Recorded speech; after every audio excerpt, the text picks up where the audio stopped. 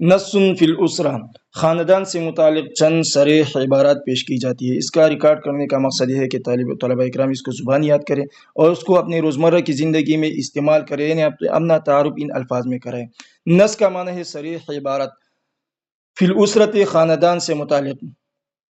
اسمی صالح واسم ابی عبد الغفار، میرا نام صالح ہے، میرے والد کا نام عبد الغفار ہے۔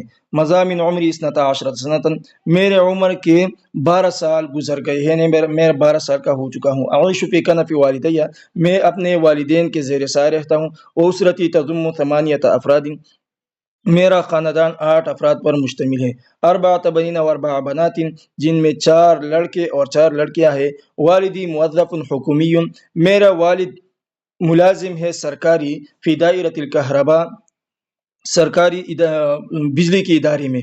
دائرہ ادارے کو کہا جاتا ہے، الکہرباء بجلی کو کہا جاتا ہے۔ امی ربۃ بیت تقوم باعمال المنزل، اور میرے والدہ مربی ہے گھر کی، یعنی وہ تربیت کرتی ہے گھر کی۔ تقوم باعمال المنزل، وہ گھر کے کام کاج کرتی ہے۔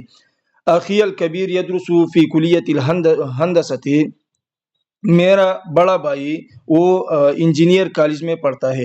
اختی الکبریٰ معلمۃ تدرس فی المدارس دینیہ، اور میری بڑی بہن وہ معلمہ ہے، استانی ہے، تدرس وہ تدریس کرتی ہے، پڑھاتی ہے، فی المدارس دینیہ، دینی مدرسے میں۔